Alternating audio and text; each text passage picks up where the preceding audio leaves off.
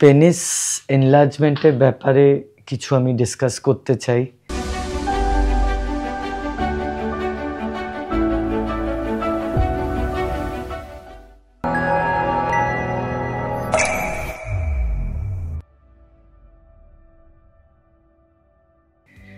আমাদের কাছে পেনিস এনলার্জমেন্টের অনেক পেশেন্টরাই আসে যারা বলে যে আমরা পেনিসের সাইজ আর গার্থ বাড়াতে চাই।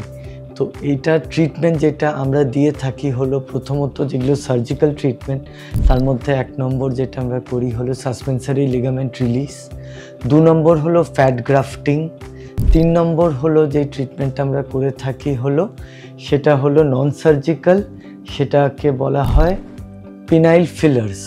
তো এইগুলো মূলত ট্রিটমেন্ট যেগুলো আমরা করে থাকি পিনাইল এনলার্জমেন্ট ট্রিটমেন্টের জন্য। এছাড়া আরেকটা ট্রিটমেন্ট যেটা আমরা করি, যেটা দেখা যায় ইরেকটাইল ডিসফাংশন, প্রিম্যাচিওর ইজাকুলেশন এইসবে খুব কাজ দেয়, তার সাথে একটু লেন্থ আর গার্থ ইমপ্রুভ করে, ফাংশনটাও বাড়ায়, সেটা হলো পিশট ট্রিটমেন্ট। তো পিশট ট্রিটমেন্টটা কি?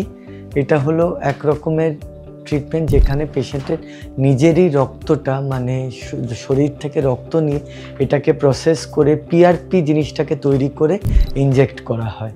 তো এইগুলো হলো ট্রিটমেন্ট যেগুলো আমরা পিনাইল এনলার্জমেন্টের ক্ষেত্রে ব্যবহার করে থাকি। এই সংক্রান্ত যদি আপনারা আরও ডিটেলসে জানতে চান তাহলে আমার চ্যানেলটাকে সাবস্ক্রাইব করুন আর আমাকে ডাইরেক্টলিও মেসেজ করতে পারেন। Thank you.